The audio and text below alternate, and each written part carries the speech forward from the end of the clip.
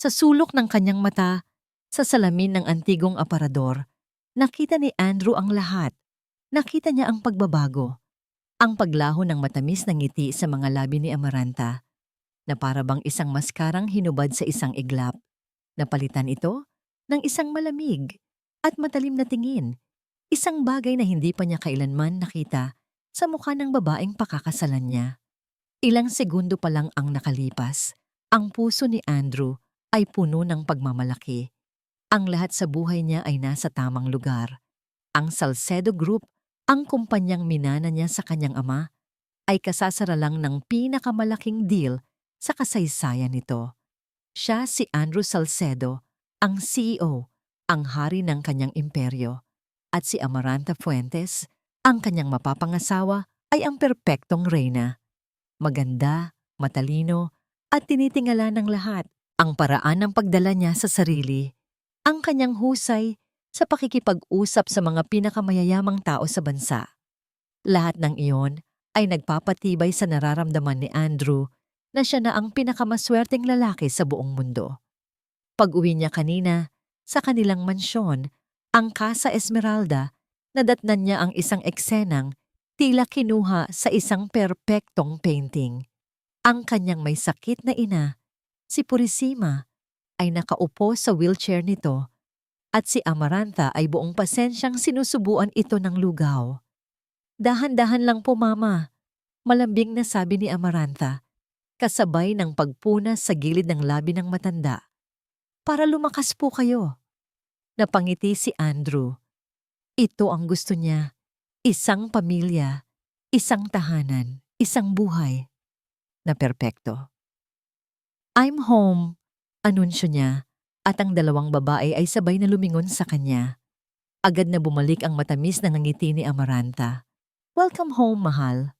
Kumusta ang araw mo? Couldn't be better, sagot ni Andrew. Lumapit at hinalikan ito sa pisngi bago yumuko para halikan ang noo ng kanyang ina. Kumusta po kayo, Ma? Ngumiti lang ng bahagya si Purisima. Tila mas humina ito kumpara noong nakaraang linggo, ngunit isinantabi iyon ni Andrew. Matanda na ang kanyang ina. Normal lang iyon. At sa pangangalaga ni Amarantha, siguradong bubuti rin ito. Mabuti naman, anak. Mahinang sagot ng ina. Iyon ang sandaling iyon. Habang tumatalikod si Andrew para ilapag ang kanyang briefcase, isang maliit na trahedya ang nangyari. Sa pag-angat ng kutsara, bahagyang nanginig ang kamay ni Purisima at natapon ng kaunting lugaw sa mamahaling bestida ni Amarantha. Nako, pasensya na. Nagsimulang manghina ang boses ni Purisima. It's okay, Ma. Aksidente lang po. Mabilis na sabi ni Amarantha. Ang ngiti ay hindi nawawala sa kanyang mga labi. Kumuha siya ng tissue at marahang pinunasan ng sarili. Huwag po kayong mag-alala. Tumango si Andrew. Humanga sa pasensya ng kanyang mapapangasawa. I'll just go upstairs to change, sabi niya. At tumalikod na. At doon, sa salamin ng antigong aparador, nakita niya ang lahat. Ang ngiti ni Amarantha na nakaharap pa rin sa kanyang ina ay biglang naglaho. Ang mga mata nito, na kanina'y puno ng pag-unawa, ay ngayon ay puno ng galit at pandidiri. Nakita ni Andrew ang kamay ni Amarantha na humigpit ang hawak sa payat na braso ni Purisima. Isang mahigpit, madiin na hawak na nagpangiwi sa mukha ng matanda sa sakit. At may ibinulong ito. Masyadong mahina para marinig ni Andrew, ngunit sapat na para makita niya ang takot na gumuhit sa mukha ng kanyang ina. Parang may isang baldeng nagyayelong tubig na ibinuhos sa kanyang ulo. Nanigas siya sa kanyang kinatatayuan. Ang perpektong painting ay biglang nagkadurog-durog sa kanyang harapan. Dahan-dahan siyang lumingon. Ang puso niya'y kumakabog ng malakas sa kanyang dibdib. Sa paglingon niya, ang lahat ay bumalik sa dati. Ang ngiti ni Amarantha ay nandoon na ulit. Puno ng kabaitan. Ang kamay nito ay marahan ng nakahawak sa kanyang ina. May problema ba, mahal? Tanong ni Amarantha. Ang boses ay kasing tamis pa rin ng dati.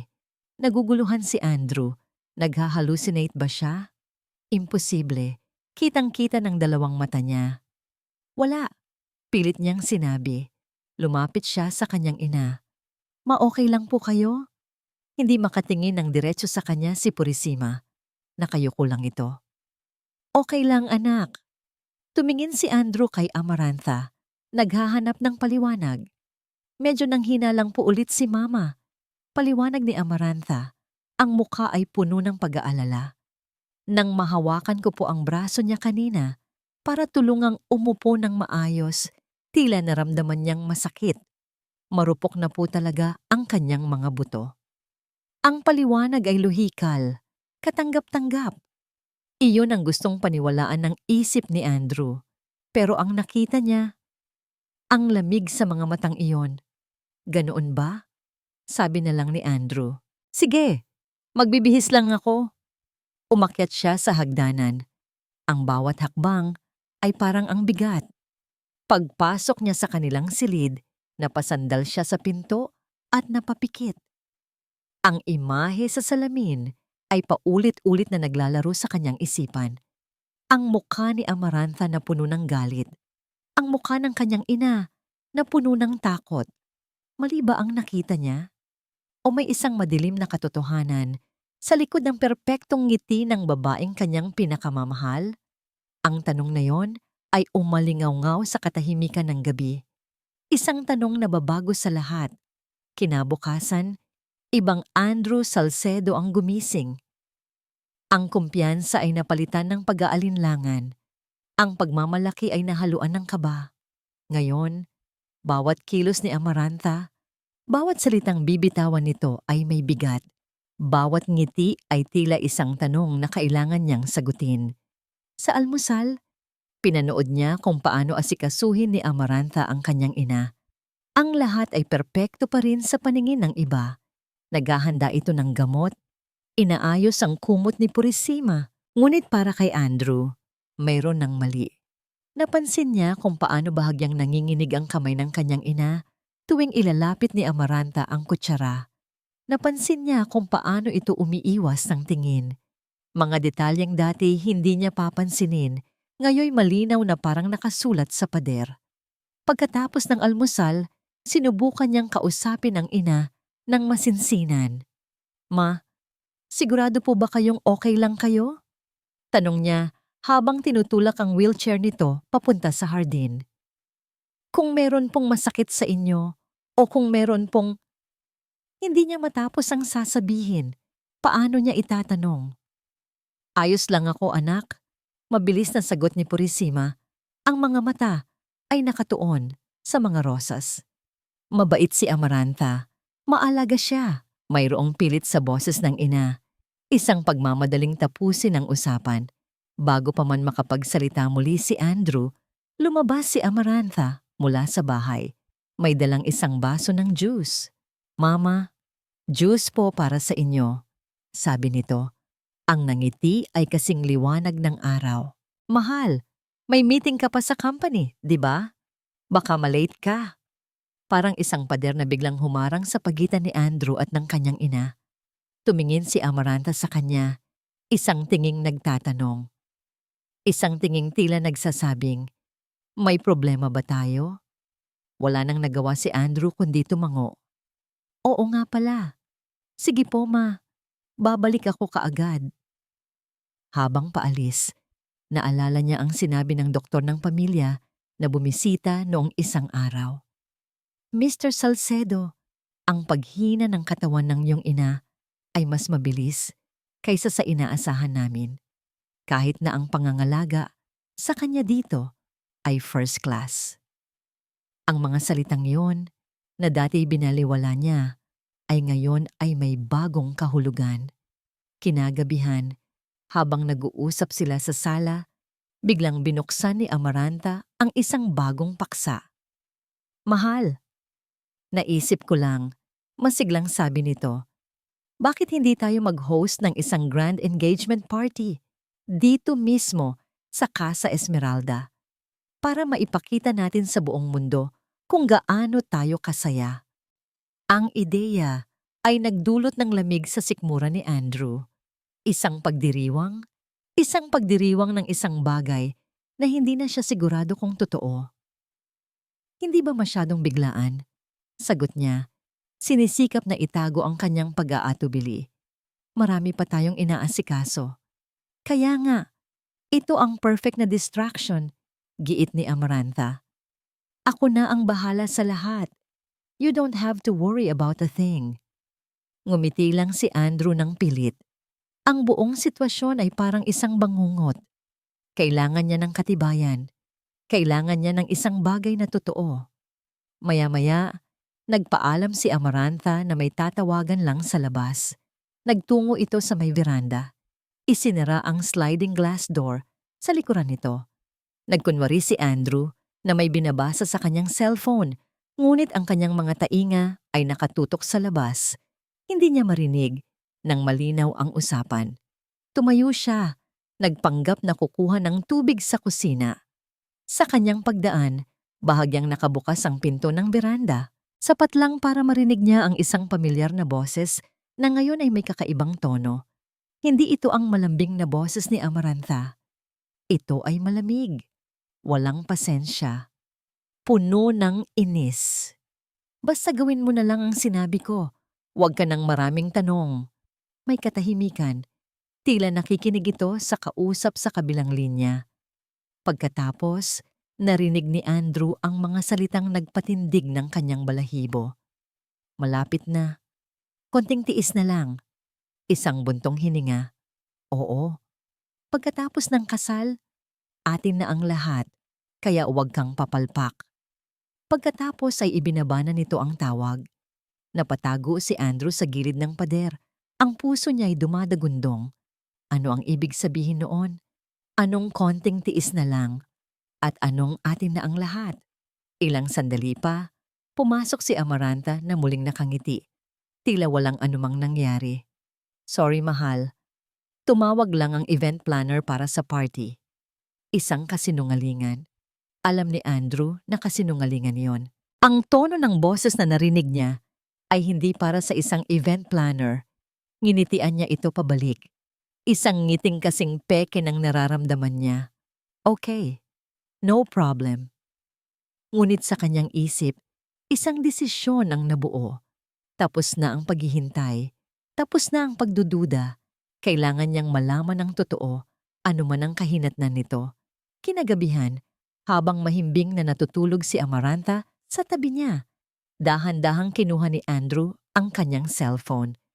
Nagpunta siya sa kanyang study, isinara ang pinto at humanap sa internet. Isang security company. Ang pinakamagaling. Pinindot niya ang call button. Good evening, this is... Pinutol ni Andrew ang sinasabi ng operator. I need a job done. I want the best surveillance system installed in my house. Micro cameras, audio recorders, everything. Okay, sir. May I know the address and... Casa Esmeralda, sabi ni Andrew. Ang boses ay matigas at desidido. Gusto kong mailagay sa lahat ng lugar, lalo na sa kwarto ng nanay ko. At may isang kondisyon. What is it, sir? Walang sino mang pwedeng makaalam nito. Walang sino man. Ang susunod na 2 araw ay ang pinakamahabang 2 araw sa buhay ni Andrew. Kinailangan niyang maghintay na umalis si Amarantha para sa isang buong araw na engagement party shopping kasama ang mga kaibigan nito. Sa sandaling umalis ang sasakyan nito, ang mga tauhan mula sa security company ay pumasok na parang mga multo. Mabilis, tahimik at episyente.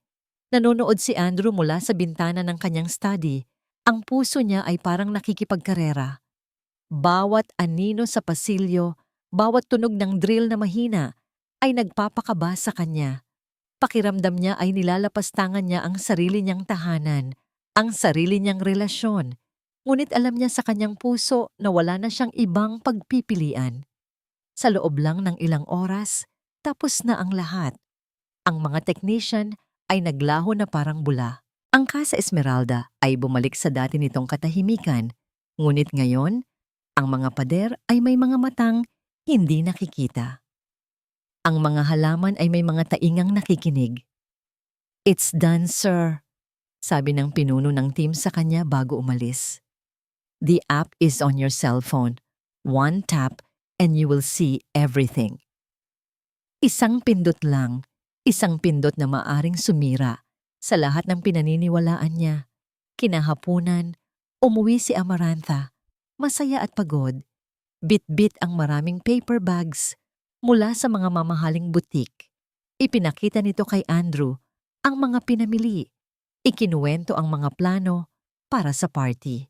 Tumangulang si Andrew, ngumiti, at nagpanggap na interesado. Ang bawat tawa ni Amarantha ay parang tunog ng basag na salamin sa kanyang pandinig. Naghintay siya. Pagdating ng 3:00 ng hapon, ang oras kung kailan karaniwang nagpapahinga ang mga kasambahay at si Andrew ay nasa gitna ng kanyang trabaho, iyon ang sandali. Pumasok siya sa kanyang study at nilock ang pinto. Umupo siya sa kanyang malaking leather na upuan, ngunit pakiramdam niya ay lumulubog siya dito. Ang cellphone sa kanyang kamay ay parang napakabigat. Huminga siya ng malalim. Pinindot niya ang icon ng security app. Lumiwanag ang screen na hati sa maraming maliliit na bintana.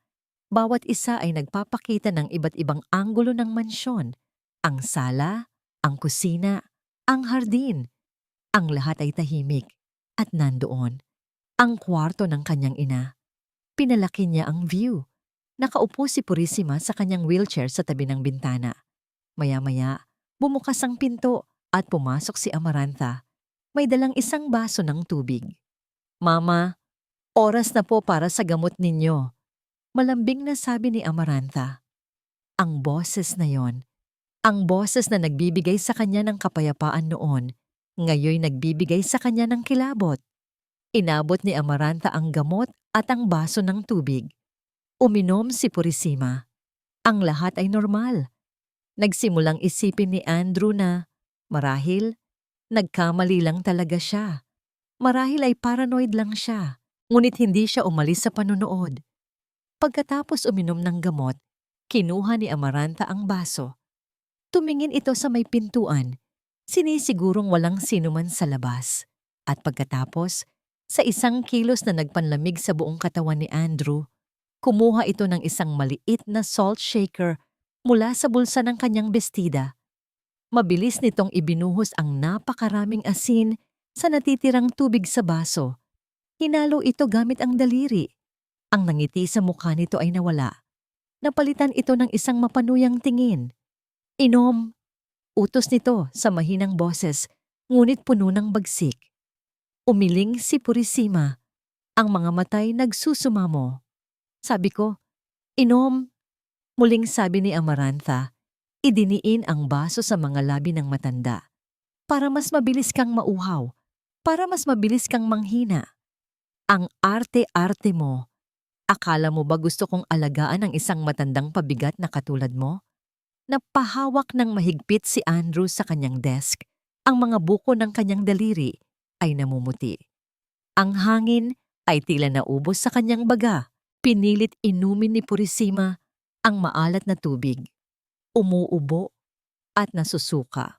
Hindi pa doon natapos. Hinagis ni Amarantha ang baso sa basurahan. Pagkatapos ay hinawakan nito ang magkabilang braso ng wheelchair at marahas na itinulak ito palapit sa kama. "Magpahinga ka na. Matanda," sabi nito. "Pagod na akong makita ang pagmumukha mo." Sa isang huling malupit na kilos, itinulak nito ng bahagya si Purisima. Sapat lang para mawalan ito ng balanse at bumagsak ng hindi maayos sa kama. Pagkatapos, tumalikod si Amarantha. Inayos ang kanyang buhok at huminga ng malalim.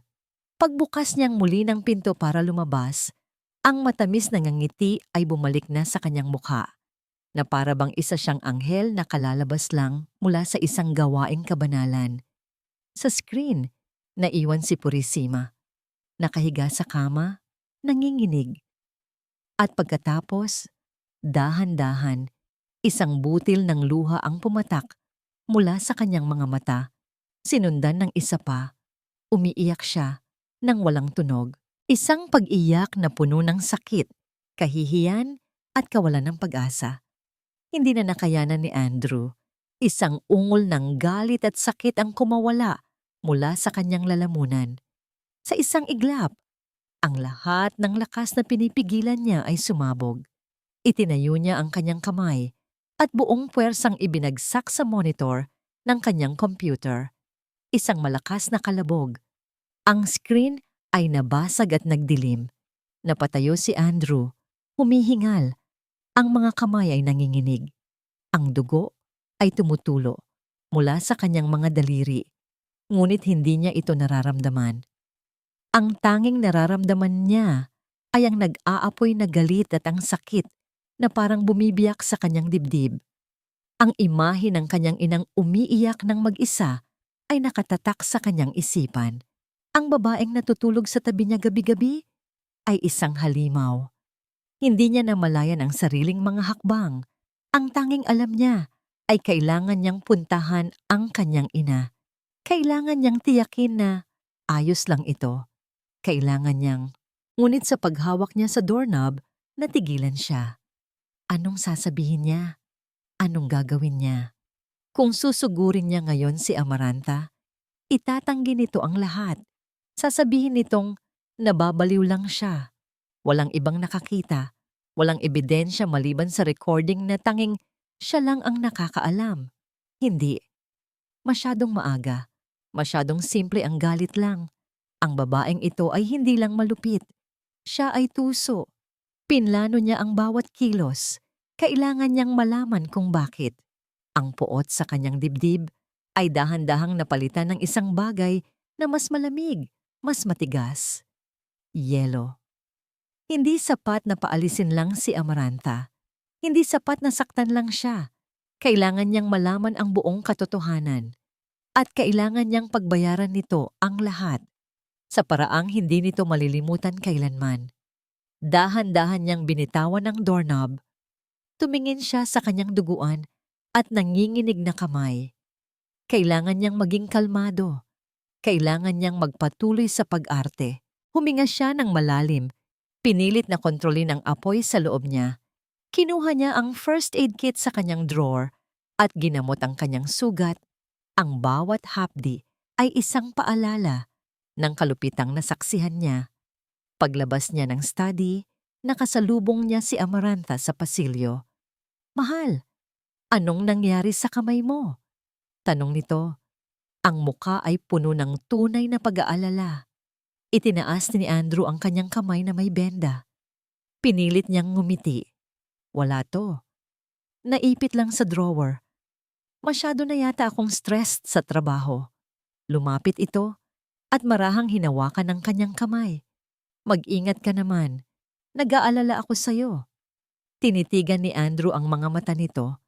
Ang mga mata na ilang minuto lang ang nakalipas ay puno ng kalupitan, ngayon ay puno ng pagmamahal. Ang galing. Isa siyang napakagaling na aktres. Salamat sa pag-aalaga mo kay Mama, sabi ni Andrew. Ang bawat salita ay parang lason sa kanyang dila. Ngumiti si Amaranta. Siyempre naman, mahal ko si Mama at mahal na mahal kita. Ngumiti rin si Andrew pabalik. Ngunit sa likod ng ngiting iyon, isang bagong tanong ang nabuo. Isang tanong na mas madilim at mas mapanganib kaysa sa nauna. Sino ka ba talaga, Amaranta? Bulong niya sa kanyang isipan habang nakatitig sa babaeng kanyang pakakasalan. Sino ka? At ano ang tunay mong kailangan sa amin? Ang sagot sa tanong na yon, alam niya, ay mas masahol pa kaysa sa karahasang nasaksihan niya pa lang. At determinado siyang alamin ito. Ang pag-arte ay isang bagay na hindi akalain ni Andrew na magiging bahagi ng kanyang buhay. Ngunit ngayon, ito na ang kanyang sandata. Bawat umaga, ngingitian niya si Amaranta. Bawat gabi, hahalikan niya ito sa noo. Sasabayan niya ang mga plano nito para sa engagement party. Tatalakayin ang mga bulaklak, ang pagkain, ang listahan ng mga bisita. Ngunit sa likod ng bawat ngiti at bawat tango, mayroong isang malamig na determinasyon. Ang bawat kilos niya ay may layunin. Ang bawat salita ay isang hakbang palapit sa katotohanan. Alam niyang hindi sapat na malaman lang ang tungkol sa pagmamaltrato. Iyon ay sintomas lang. Kailangan niyang malaman ang sakit. Ang pinagmulan ng lahat. Sa isang maulap na hapon, nag-drive si Andrew papunta sa isang maliit at hindi kilalang coffee shop sa kabilang parte ng syudad. Isang lugar na malabong may makakilala sa kanya. Doon, sa isang madilim na sulok, isang lalaking may simpleng itsura at suot na jacket ang naghihintay sa kanya. Siya si Mang Ruben, isang pribadong investigador na inirekomenda ng kanyang abogado, kilala sa pagiging mahusay at diskreto. Mr. Salcedo, bati ng lalaki, tumangulang. Walang paligoy-ligoy si Andrew. Inilapag niya ang isang sobre sa mesa. Naglalaman yon ng litrato ni Amaranta at isang malaking halaga ng pera. Amaranta Fuentes, sabi ni Andrew. Ang boses ay matigas. Gusto kong malaman ang lahat tungkol sa kanya. Saan siya galing? Ang kanyang pamilya, mga kaibigan, ang kanyang nakaraan. Bawat detalye, gaano man kaliit. Kung Amaranta Fuentes nga ba talaga ang tunay niyang pangalan. Tumingin si Mang Ruben sa litrato. Pagkatapos ay kay Andrew. Masusunod, sir. Ang mga sumunod na araw ay isang pagsubok sa kanyang pagtitimpi. Isang gabi, habang sila'y naghahapunan sa isang mamahaling restaurant, ikinuwento ni Amaranta ng buong sigla ang tungkol sa napili niyang wedding gown. It's perfect, mahal. Para akong isang prinsesa. Sabi nito, ang mga matay nagniningning. Ngumiti si Andrew. I'm sure you'll look beautiful.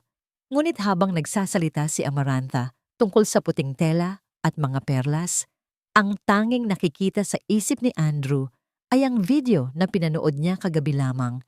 Isang bagong recording mula sa nakatagong kamera. Sa video, nakita niya si Amaranta na pumapasok sa silid ng kanyang ina, dala ang lingguhang lalagyan ng gamot.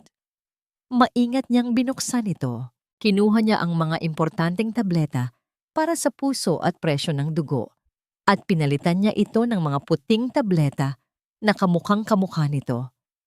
Mga simpleng bitamina na kinuha niya mula sa ibang bote.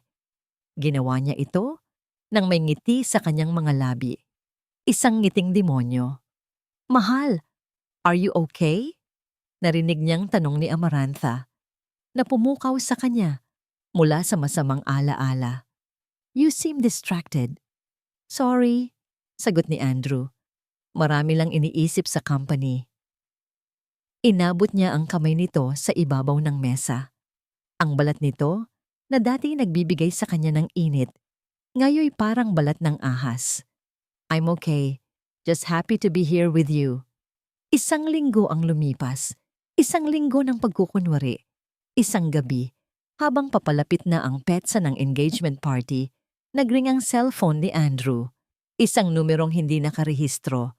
Alam niya kung sino iyon. Mabilis siyang pumasok sa kanyang study. Hello? Sir, si Ruben po ito. Sabi ng boses sa kabilang linya. Anong nalaman mo? Tanong ni Andrew. Hindi na makapaghintay. May katahimikan sa kabilang linya. Sir, may problema po tayo. At medyo malaki. What is it? Giit ni Andrew. Sinubukan naming itrace ang background ni Amaranta Fuentes, ang birth certificate, school records, lahat. Pero may kakaiba. Huminga ng malalim si Mang Ruben. Sir, walang record ng isang Amaranta Fuentes bago ang 5 taon na nakalipas. Para siyang isang multo na bigla na lang sumulpot. Ang mga dokumento niya, mukhang peke lahat. Parang may bumagsak sa sikmura ni Andrew. Isang multo. Anong ibig mong sabihin? Meron kaming hinala, sir. Kaya mas malalim ang hinukay namin. Naghahanap kami sa mga nawawalang files, mga deleted records. Biglang tumunog ang cellphone ni Andrew. Isang notification. Isang email mula kay Mang Ruben. Buksan niyo po ang email na sinend ko, sir. Sabi ng investigador. May nahanap kami. Isang lumang police file na tinangkang burahin. Tungkol sa isang pamilyang nawala sa probinsya matapos ang isang iskandalo. Binuksan ni Andrew ang email. May isang attachment, isang luma at malabong litrato, isang pamilya, isang ama, isang ina, at isang batang babae na marahil ay nasa mga 15 taong gulang. Payat ang dalagita, ngunit ang mga mata nito, mayroong apoy at galit. Pamilyar ang mga matang iyon. Sino sila? Tanong ni Andrew, ang boses ay nanginginig. Ang pangalan po ng bata sa litrato ay Marisa Reyes, sagot ni Mang Ruben, at ang bawat salita ay parang isang martilyong pumupukpok sa ulo ni Andrew. At ang tatay niya, si Danilo Reyes, ayon sa lumang record ng mga empleyado, nagtrabaho noon bilang hardinero at driver para sa pamilya ninyo. Parang isang malakas na sampal ang mga huling salita ni Mang Ruben. Danilo Reyes, nagtrabaho noon bilang hardinero at driver para sa pamilya ninyo. Nabitawan ni Andrew ang kanyang cellphone. Bumagsak ito sa makapal na karpet ng walang tunog. Ngunit sa kanyang pandinig, ang ingay ay nakabibingi. Marisa Reyes, Danilo Reyes. Paulit-ulit na umikot ang mga pangalan sa kanyang isipan. Isang pamilyar na kirot ang nagsimulang gumapang sa kanyang alaala. Isang bagay na matagal na niyang ibinaon sa limot. Hindi na siya nag-isip pa. Tumakbo siya palabas ng study, nilagpasan ang mga pasilyo ng Casa Esmeralda na ngayoy tila mga dayuhan sa kanya. Ang destinasyon niya, ang lumang silidaklatan ng kanyang ama sa kabilang dulo ng mansyon, isang lugar na halos hindi na nabubuksan, puno ng alikabok at mga lumang dokumento. Binuksan niya ang pinto. Ang amoy ng lumang papel at kahoy ay sumalubong sa kanya. Nang walang pag-aalinlangan, nagtungo siya sa mga naglalakihang bakal na filing cabinet kung saan itinago ng kanyang ama ang lahat ng record ng kumpanya at ng kanilang sambahayan, A, B, C. Hinahanap niya ang mga lumang payroll, ang listahan ng mga empleyado mula sa dekada 90. Ang kanyang mga kamay ay nanginginig habang binubuklat ang mga maninilaw na folder. At doon, nakita niya isang folder na may markang Reyes Danilo. Nangangatog ang kanyang mga kamay nang buksan niya ito. Ang lahat ay naroon. Ang kanyang basic information, ang petsa kung kailan siya nagsimulang magtrabaho. At sa ilalim ng lahat, isang kapirasong papel na may malalaking pulang letra. Terminated. Reason for termination. Pagnanakaw. Sa ilalim noon ay may nakasulat na listahan ng mga alahas ng kanyang ina na di umano'y ninakaw. At sa likod ng folder, nakastapler ang isang litrato ng empleyado para sa ID. Isang lalaking payat, ang mukha'y puno ng pagod at hirap. Si Danilo Reyes, at sa tabi nito, kasama sa family record, ay ang litrato ng kanyang nag-iisang anak. Ang batang babae mula sa email ni Mang Ruben. Ang batang babae na may mga matang nag-aapoy sa galit. Si Marisa. Sa isang iglap, bumalik ang lahat. Isang alaala. Siya ay isang bata pa lamang, marahil mga 10 taong gulang. Nakatayo siya sa may hagdanan, nagtatago habang naririnig niya ang malakas na boses ng kanyang ama sa sala. "Wala po akong ninakaw, sir. Maniwala po kayo." Ang umiiyak na pagsusumamo ng isang lalaki. Si Mang Danilo. "Lumayas ka. Hindi ko kailangan ng magnanakaw sa pamamahay ko." Ang sigaw ng kanyang ama. Si Don Ricardo Salcedo, isang taong hindi marunong tumanggap ng pagkakamali. Nakita niya si Mang Danilo na nakaluhod, habang ang asawa nito ay humahagulgol sa isang tabi. At sa likod nila, nakatayo ang isang batang babae na payat. Si Marisa. Hindi ito umiiyak. Nakatitig lang ito sa kanyang ama, sa kanyang ina, na noon ay tahimik lang na nakatayo sa likod ng kanyang asawa. Ang mga mata ni Marisa ay puno ng galit na hindi nababagay sa kanyang edad. Isang tingin na nangakong hindi ito makakalimot. Nawala ang alaala. Bumalik si Andrew sa kasalukuyan sa malamig at maalikabok na silid. Ngayon, Naiintindihan na niya ang lahat. Ang Amaranta Fuentes ay isang kasinungalingan, isang karakter na nilikha para makapasok sa kanyang buhay. Ang pagmamaltrato sa kanyang ina ay hindi lang simpleng kalupitan. Ito ay isang personal na paghihiganti. Sinisisi marahil ni Marisa si Purisima sa pananahimik nito habang winawasak ng kanyang asawa ang buhay ng isang tapat na tauhan. Ang lahat ng pagmamahal, ang lahat ng pag-aalaga, ang perpektong relasyon. Isa itong malaking teatro, isang napakahusay na pag-arte na ang layunin ay hindi lang ang pera. Ang layunin ay wasakin ang pamilya, Salcedo mula sa loob, tulad ng ginawa ng kanyang ama sa pamilya Reyes at siya, si Andrew. Siya ang naging perpektong kasangkapan. Masyado siyang nabulag sa ambisyon, sa pagpapanatili ng perpektong imahe, kaya hindi niya nakita ang ahas na nasa tabi na niya pala. Napaupo siya sa sahig, napasabunot sa sariling buhok.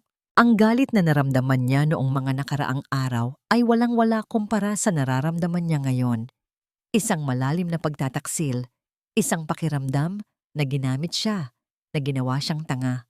Ang buong mundo niya ay gumuho, natawa siya nang walang tunog. Isang tawang puno ng sakit at kabiguan. Napakagaling niya. Siya ang dakilang Andrew Salcedo, CEO ng Salcedo Group. Pero sa huli, isa lang siyang bulag na tau-tauhan sa isang matagal ng plinanong paghihiganti. Katahimikan. Tanging ang tunog lang ng kanyang paghinga ang maririnig sa madilim na silid. Biglang bumukas ang pinto. Isang sinag ng liwanag ang pumasok at kasama nito ang isang anino. Mahal? Ang boses na yon. Ang boses ni Amaranta. Ang boses ni Marisa. Nakatayo ito sa may pintuan, nakangiti. Ang itsura ay puno ng pag-aalala. Nandito ka lang pala sa dilim. Ano ang iniisip mo? Dahan-dahang itinaas ni Andrew ang kanyang ulo. Tumingin siya sa babaeng sumira sa kanyang mundo. Ang galit at sakit sa kanyang mga mata ay itinago niya sa likod ng isang blangkong ekspresyon. Ngumiti siya pabalik. Isang ngiting hindi umabot sa kanyang mga mata. Iniisip ko lang ang engagement party natin. Mahal. Sagot niya. Ang boses ay kalmado, sa kabila ng bagyo sa kanyang dibdib. Tumayo siya at lumapit dito, marahang hinaplos ang pisngi nito. Gagawin ko itong isang gabi na hinding-hindi mo malilimutan. Para kay Marisa, ang pangalang Amaranta Fuentes ay hindi lang isang alias. Ito ay isang baluti, isang obra maestra, isang patunay na kaya niyang burahin ang hamak na batang si Marisa Reyes, ang anak ng isang magnanakaw, at palitan ito ng isang babaeng karapat-dapat sa lahat ng yaman at kapangyarihan sa mundo. Habang tinitingnan niya ang kanyang refleksyon sa malaking salamin sa kanilang walk-in closet, suot ang isang napakagandang damit na nagkakahalaga ng higit pa sa kinita ng kanyang ama sa buong buhay nito. Isang ngiti ng tagumpay ang gumuhit sa kanyang mga labi. Malapit na. Napakalapit na. Sa mga nakalipas na araw, napansin niya ang bahagyang pagbabago kay Andrew. Tila mas malalim ang iniisip nito, mas madalas na tahimik. Ngunit isinantabi niya lang iyon. Marahil ay stress lang sa trabaho o sa nalalapit na engagement party. Ganoon naman talaga ang mga mayayaman. Ang mga problema nila ay tungkol lang sa pera at negosyo. Hindi nila alam kung ano ang tunay na problema. Hindi nila alam kung ano ang pakiramdam ng gutom, ng kahihiyan. Naalala niya ang araw na yon.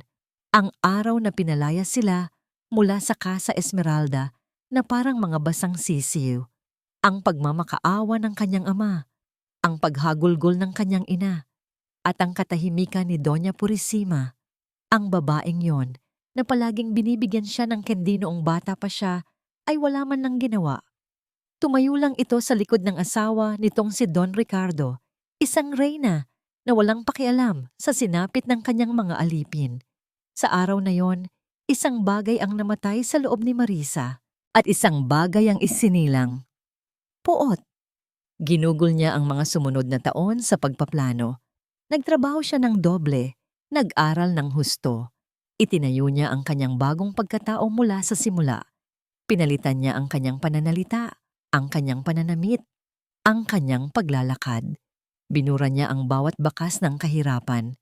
At nang handa na siya, pumasok siya sa mundo ni Andrew Salcedo, ang walang kamalay-malay na prinsipe na magbibigay sa kanya ng susi sa kaharian. At ngayon, ang tagumpay ay abot kamay na niya. Pumasok siya sa silid ng matandang Purisima. Naabutan niya itong nakatingin sa labas ng bintana. Malayo ang tingin. Mahina na ito. Napakabilis nitong nanghina. Salamat sa kanyang espesyal na pag-aalaga. Mama, malambing niyang sabi, dala-dala ang isang baso ng gatas. Napapitlag ang matanda nang marinig ang kanyang boses. Iyon ang gusto niya. Ang makita ang takot sa mga mata nito. Lumapit siya at umupo sa tabi ng kama. Oras na po para sa gatas ninyo. Hindi nagsalita ang matanda. Kinuha lang nito ang baso at nagsimulang uminom. Alam niyo po, nagsimulang magsalita si Marisa. Ang boses ay mahina at parang isang bulong.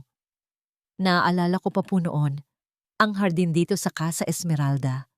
Paborito ko pong paglaruan iyon, lalo na yung malapit sa mga rosas. Nakita niya ang pagbabago sa mukha ni Purisima. Pagkalito. Ang tatay ko po ang nagtanim ng mga rosas na yon, patuloy ni Marisa. Si Danilo Reyes, naaalala niyo pa po ba siya? Nabitawan ni Purisima ang baso. Nabasa ang kumot. Nanlalaki ang mga mata ng matanda, puno ng gulat at takot. Ngumiti si Marisa. Isang matamis, ngunit nakakakilabot ng ngiti. Nakikita niyo po ba? Ang anak ng hardinero ay malapit ng maging reyna ng mansyon na ito. Ang anak ng pinalayas ninyo ay malapit ng makuha ang lahat ng sa inyo. Sinubukan ni Purisima na magsalita, ngunit walang boses na lumalabas. Tanging mahihinang ungol lang. Huwag po kayong mag-alala, sabi ni Marisa habang pinupunasan ang natapong gatas gamit ang kamay ng matanda. Aalagaan ko po ng mabuti ang anak ninyo at ang lahat ng maiiwan niya.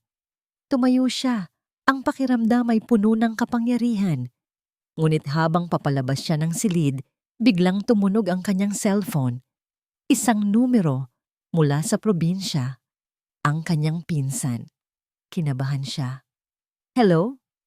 Insan. Marisa, kumusta ka na? Bakit ka napatawag? Inis niyang tanong. Sinabihan na niya ang mga kamag-anak niya na huwag tatawag basta-basta. May ipagtatanong lang sana ako. May isang lalaki kasing nagpunta dito kanina. Nagtatanong tungkol sa pamilya natin. Tungkol kay Tito Danilo. Kung ano raw ang nangyari sa kanya matapos siyang umalis sa Maynila. Parang may kumurot sa puso ni Marisa. Isang malamig na takot ang nagsimulang gumapang sa kanyang mga ugat. Sinong lalaki? Anong sinabi mo? Wala naman. Sabi ko lang matagal nang patay si Tito. Pero mukhang marami siyang tanong. Taga-isang private investigator daw siya. Hindi na niya narinig ang iba pang sinabi ng kanyang pinsan. Ang kanyang isip ay biglang napuno ng ingay. Isyang investigador. Nagtatanong tungkol sa kanyang ama. Maari kayang... Si Andrew? Imposible. Masyadong abala at bulag ang lalaking yon para maghinala. Ngunit ang pagbabago sa kilos nito nitong mga nakaraang araw, ang biglaang pagiging malalim ng iniisip. Pumunta siya sa study ni Andrew. Naisip na baka nandoon ito. Ngunit wala. Ang nakita lang niya ay ang monitor ng computer nito. May isang basag sa gilid ng screen. Tila may sumuntok dito. Ang malamig na takot sa kanyang dibdib ay lalong lumaki. May mali. May isang bagay na hindi tama. Pero hindi. Hindi siya maaring magkamali. Malapit na siya. Hindi siya papayag na masira ang lahat ngayon. Marahil ay nag-overthink lang siya. Isang nagkataon lang. Kailangan niyang manatiling kalmado. Kailangan niyang ipagpatuloy ang pag-arte. Ang engagement party ay sa makalawa na. Pagkatapos noon, masisiguro na niya ang kanyang pwesto. Konting tiis na lang. Bumalik siya sa kanyang silid. Pilit na iwinawaksi ang kaba. Ngunit sa kaibuturan ng kanyang puso, isang maliit na tinig ang nagsasabi sa kanya na ang larong akala niya'y kontrolado niya ay biglang nagbago ng mga patakaran, bisperas ng katotohanan, gabi na bago ang engagement party, ang gabing dapat sana ay puno ng pananabik at saya para kay Andrew. Ngunit ang tanging nararamdaman niya ay ang bigat ng buong mundo sa kanyang mga balikat. Nakatayo siya sa madilim niyang study, ang tanging liwanag ay mula sa screen ng kanyang laptop. Sa screen, isang video editor ang nakabukas. Dito niya pinagsama-sama ang lahat. Ang bawat eksena ng kalupitan ni Marisa na nakuha ng mga nakatagong kamera. Ang pagbuhos ng asin sa tubig, ang pagpapalit ng gamot, ang masasakit na salitang ibinubulong nito sa kanyang ina. Bawat clip ay isang patalim na paulit-ulit na tumutusok sa kanyang puso. Pinindot niya ang play. Napanood niya muli ang kanyang ina, mag-isa sa silid, umiiyak ng walang tunog. At sa sandaling iyon, ang lahat ng galit na naramdaman niya para kay Marisa ay panandali ang naglaho. Napalitan ito ng isang mas malalim at mas masakit na damdamin, ang galit sa kanyang sarili. "Patawad, Ma," bulong niya sa kawalan. Ang boses ay basag. "Patawarin mo ako." Kasalanan niya ang lahat ng ito. Siya ang naging abala. Siya ang naging bulag. Siya ang mas pinili ang kislap ng isang pekeng diamante kaysa sa tunay na halaga ng kanyang ina. Hinayaan niyang mangyari ito. Sa ilalim ng kanyang sariling bubong, hinayaan niyang malapastangan ang nag-iisang babaeng nagmahal sa kanya nang walang kondisyon. Napasandal siya sa kanyang upuan. Ang muka'y isinubsob sa kanyang mga palad. Pakiramdam niya ay nag-iisa siya sa gitna ng isang malawak at madilim na karagatan. Mayroon siyang ebidensya. Mayroon siyang plano. Ngunit sa ilalim ng lahat ng iyon, naroon ang katotohanang wasak na siya. Wasak ang kanyang tiwala. Wasak ang kanyang puso. At ang pamilyang akala niya'y perpekto ay isa palang malaking kasinungalingan. Tumayo siya at lumabas ng study. Kailangan niyang makita ang kanyang ina. Dahan-dahan niyang binuksan ang pinto ng silid ni Purisima. Mahimbing na natutulog ang matanda, ngunit kahit sa pagtulog, baka sa mukha nito ang hirap at lungkot. Umupo si Andrew sa isang upuan sa tabi ng kama. Kinuha niya ang payat at malamig na kamay ng kanyang ina at marahang hinawakan. Ang mga kamay na iyon, ang mga kamay na nag-alaga sa kanya noong bata pa siya, na nagpatulog sa kanya tuwing gabi, na gumamot sa kanyang mga sugat. Ngayon, ang mga kamay na iyon ay may mga pasa na hindi niya napansin. "Bakit hindi po kayo nagsalita, Ma?" Tanong niya, kahit alam niyang hindi siya maririnig nito. "Bakit po kayo nagtiis ng ganito?" Alam niya ang sagot. Dahil mahal siya nito. Dahil ayaw nitong maging pabigat. Dahil ayaw nitong sirain ang kaligayahan ng kanyang nag-iisang anak. Ang pag-ibig na yon ay sinuklian niya ng kapabayaan. Sa unang pagkakataon pagkatapos ng maraming taon, mula pa noong mamatay ang kanyang ama, umiyak si Andrew Salcedo. Hindi ito isang maingay na pag-iyak. Ito ay tahimik. Mga luhang dumadaloy sa kanyang pisngi, dala ang lahat ng kanyang pagsisisi, kahihiyan, at nawalang panahon. Nang gabing iyon, naramdaman niya ang tunay na kahulugan ng pagkawala. Nawala ang kanyang mapapangasawa, nawala ang kanyang tiwala sa pag-ibig. At ang pinakamasakit sa lahat, nawala ang respeto niya sa kanyang sarili. Tumingin siya sa labas ng bintana, sa mga kumikinang na ilaw ng syudad, ang syudad na sumisimbolo sa lahat ng kanyang tagumpay. Ngunit ngayon, ang lahat ng yon ay walang halaga. Ang naglalakihang mga gusali, ang milyon-milyong pera sa bangko, ang pangalan, lahat ay basura kumpara sa isang tunay na yakap mula sa kanyang ina. Nang mag-uumaga na, pinunasan niya ang kanyang mga luha. Ang kalungkutan ay naroon pa rin, ngunit may bago ng kasama ito.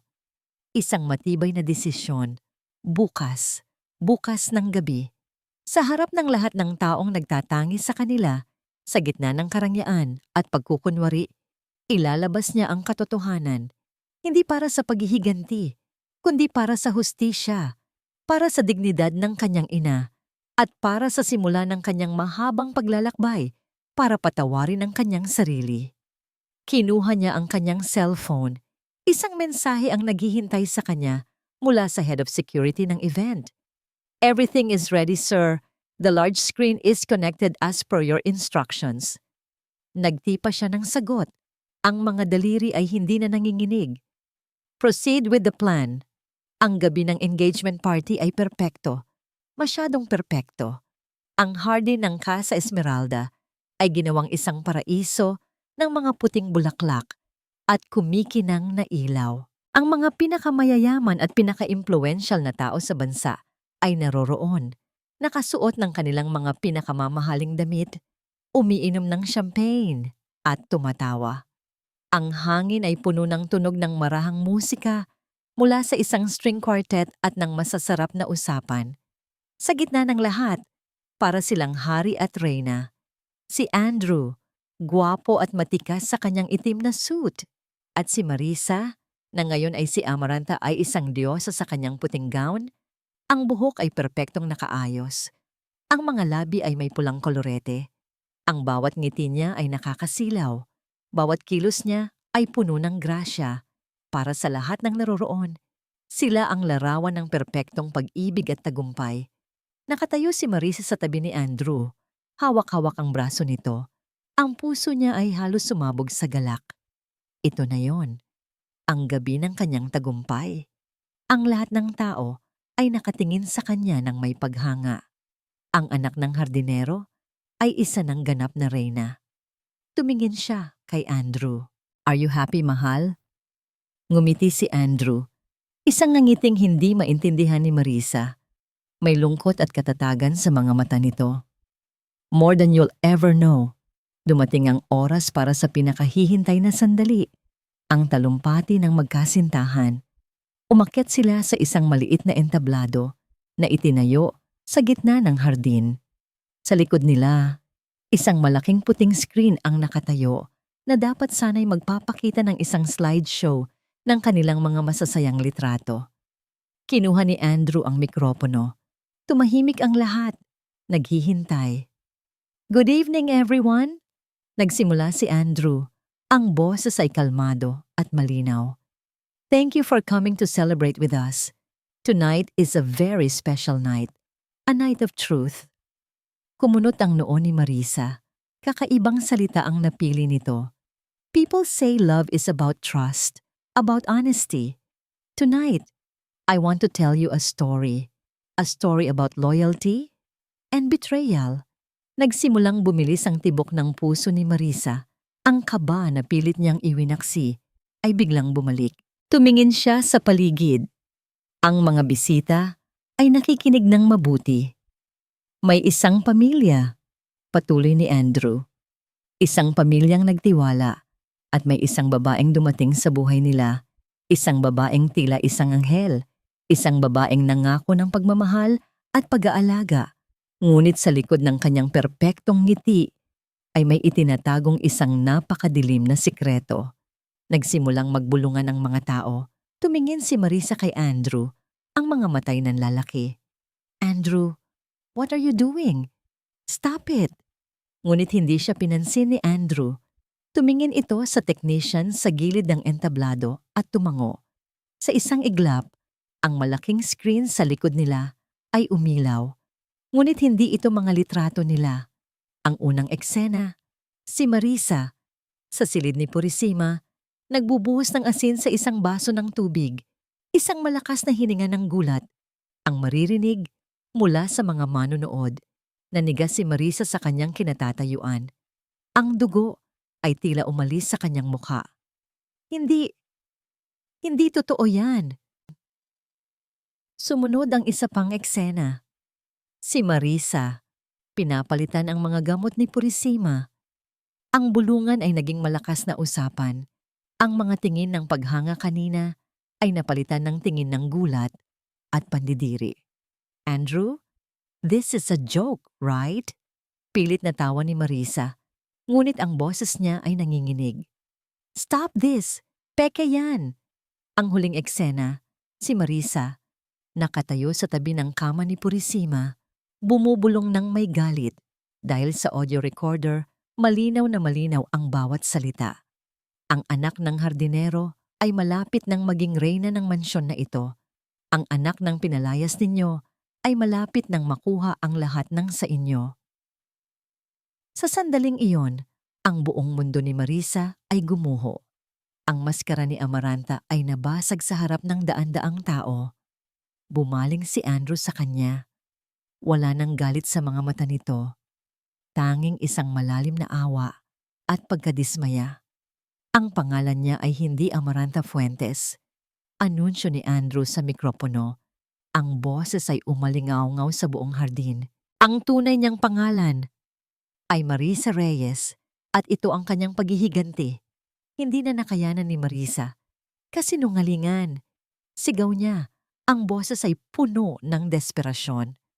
Gawa-gawa niya lang yan. Mahal niya ako. Ngunit wala nang naniniwala sa kanya.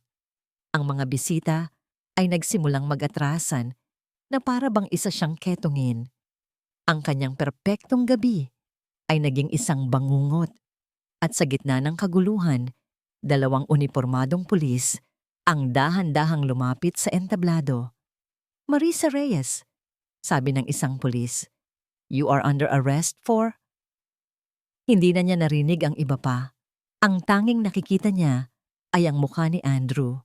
Ang lalaking akala niya'y naloko niya. Ang lalaking sumira sa kanya sa gabing dapat sana'y tagumpay niya. Bakit? Umiiyak niyang tanong kay Andrew. Hindi sumagot si Andrew. Habang isinasakay siya ng mga pulis, lumingon siya sa huling pagkakataon. Magsisisi ka, Andrew Salcedo. Kayo. Ang buong pamilya ninyo ang may kasalanan nito. Sinira ng ama mo ang buhay namin. Sigaw niya. Ang boses ay puno ng lason at kabiguan. Ngunit walang nakinig. Napanood lang siya ni Andrew habang papalayo ang police car. Dala ang babaeng minsan niyang minahal at ang mga durog na piraso ng kanyang pinlanong paghihiganti. Ang perpektong gabi ay tapos na. Ang katotohanan, gaano man kasakit ay lumabas na. Ang pagsabog ng katotohanan sa engagement party ni Andrew Salcedo ay naging usap-usapan sa buong bansa. Ang mga headline ng dyaryo at balita sa TV ay puno ng kanyang pangalan, ng pangalan ni Amaranta Fuentes at ng bagong labas na pangalan na Marisa Reyes. Ang Salcedo scandal ay nasa dila ng lahat. Para sa dating Andrew Salcedo, ito sana ang katapusan ng mundo, ang kahihiyan, ang pagkasira ng kanyang reputasyon at ng pangalan ng kanyang kumpanya. Ngunit para sa bagong Andrew, ang ingay ng mundo sa labas ay tila walang epekto. Ang tanging mahalaga sa kanya ngayon ay nasa loob ng isang tahimik na silid sa ospital, kung saan dinala niya ang kanyang ina. Pagkatapos ng gabing iyon, nakatayo si Andrew sa tabi ng bintana, pinagmamasdan ang pag-ulan sa labas. Nakalipas na ang 3 araw mula sa party. 3 araw na niyang binabantayan ang kanyang ina, na ngayon ay mas kalmado na ngunit nananatiling mahina. Sa wakas, nagsalita si Purisima. Ang boses ay mahina, ngunit malinaw. Bakit mo ginawa yun, anak? Lumingon si Andrew. Gising na ang kanyang ina at nakatingin sa kanya. Ang iskandalo, ang kumpanya. Lumapit si Andrew at umupo sa tabi ng kama. Kinuha niya ang kamay ng ina. Wala na pong halaga ang mga yon, ma. Pero pinaghirapan mo yon. Ang legacy ng papa mo. Umiling si Andrew. Isang mapait na ngiti ang sumilay sa kanyang mga labi. Ang legacy ni Papa? Ang legacy niya ang nagdulot sa atin nito. Ang pride niya. Ang kawalan niya ng awa. At ako ang bulag na sumunod sa kanyang mga yapak. Tinitigan niya ang kanyang ina. Ang mga mata ay puno ng pagsisising matagal na niyang kinimkim. Patawarin niyo po ako, ma. Patawad kung naging abala ako sa pagpapayaman at kinalimutan ko ang tunay na yaman ko. Patawad Kung hinayaan kong masaktan kayo, namuo ang luha sa mga mata ni Purisima, hinaplos nito ang pisngi ng anak. Wala kang kasalanan, Andrew. Ang gusto ko lang ay ang maging masaya ka. Masaya? Mapaklang tumawa si Andrew. Ano po ang halaga ng isang malaking bahay kung malungkot ang nakatira dito? Ano ang halaga ng tagumpay kung wala akong mapagsabihan ng tunay kong nararamdaman? Sa sandaling iyon, ang lahat ng pader na itinayo ni Andrew sa paligid ng kanyang puso ay tuluyang gumuho. Sa harap ng kanyang ina, ipinagtapat niya ang lahat. Ang kanyang kalungkutan, ang kanyang pagkukulang, ang kanyang takot. At si Purisima, sa kabila ng kanyang kahinaan, ay nakinig. At sa huli, niyakap niya ang anak. Andito lang si Mama, palagi. Sa mga sumunod na araw, gumawa si Andrew ng mga desisyon na yumanig sa mundo ng negosyo. Nagpatawag siya ng isang emergency board meeting. Sa harap ng mga nagulat na miyembro ng board, inanunsyo niya ang kanyang pagbibitiw bilang CEO ng Salcedo Group. Ibinenta niya ang karamihan sa kanyang shares, sapat lang para mag-iwan ng isang maliit na trust fund para sa kinabukasan ng kanyang ina. Ipinagbili niya ang mga sports car, ang mga mamahaling relo, at ang huli, ipinagbili niya ang Casa Esmeralda. Ang bahay na puno ng masasakit na alaala. Isang hapon, habang nag-iimpake sila ng mga importanteng gamit, isang lumang photo album ang nakita ni Andrew. Mga litrato noong bata pa siya, sa probinsya.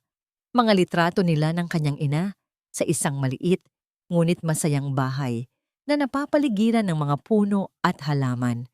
Isang ideya ang nabuo sa kanyang isip. Paglabas ni Purisima mula sa ospital, hindi sila umuwi sa isang bagong kondo sa syudad. Nag-drive si Andrew ng malayo, palayo sa gulo at ingay ng Maynila. Huminto sila sa harap ng isang simpleng bahay sa probinsya kung saan lumaki si Purisima, ang bahay na naipundar ng kanyang mga magulang. Medyo luma na ito ngunit nakatayo pa rin ng matatag. Anong ginagawa natin dito, anak? Nagtatakang tanong ni Purisima. Ngumiti si Andrew. Umuwi na po tayo, ma. Bumaba sila ng sasakyan. Ang hangin ay sariwa. Ang tanging maririnig ay ang huni ng mga ibon. Dinala ni Andrew ang wheelchair ng ina papunta sa harap ng bahay. Handa na po ba kayong magsimula ulit? Tanong ni Andrew. Tumingin si Purisima sa paligid, sa mga puno ng mangga na pamilyar sa kanya, sa asul na kalangitan. Tumingin siya sa kanyang anak, na ngayon ay may bagong liwanag sa mga mata. Sa unang pagkakataon sa loob ng napakatagal na panahon, isang tunay at payapang ngiti ang gumuhit sa mga labi ni Purisima. Dahan-ahan siyang tumango. Oo, anak, handa na ako. Lumipas ang 6 na buwan. Ang ingay ng Salcedo scandal ay unti-unti nang humina, napalitan ng mga bagong balita at mga bagong eskandalo. Sa malayong probinsya, ang buhay para kay Andrew at Purisima ay nagpatuloy ng payapa, malayo sa dating mundong kanilang ginagalawan. Ang dating CEO na laging abala sa mga board meeting ay ngayon ay abala sa pag-aalaga ng isang hardin sa kanilang bakuran. Ang mga kamay niyang dati pumipirma lang ng mga milyon-milyong kontrata, ngayoy puno na ng lupa. Natuto siyang magtanim ng gulay, magkumpuni ng sirang bubong, at higit sa lahat, natuto siyang maging isang anak muli. Bawat umaga, siya ang naghahanda ng almusal. Pagkatapos, sabay nilang didiligan ang mga halaman. Sa tanghali, magbabasa siya ng libro para sa kanyang ina, habang sila'y nagpapahangin sa ilalim ng puno ng mangga. Ang mga simpleng bagay na ito, na dati wala man lang sa kanyang isipan, ang siya palang bubuo sa kanyang pagkatao. Ang kalusugan ni Purisima ay milagrong bumuti. Ang sariwang hangin at ang payapang kapaligiran, kasama ng tunay na pag-aalaga mula sa kanyang anak, ay nagbigay sa kanya ng bagong lakas. Hindi na niya palaging kailangan ng wheelchair. Gamit ang isang tungkod, kaya na niyang maglakad-lakad sa hardin.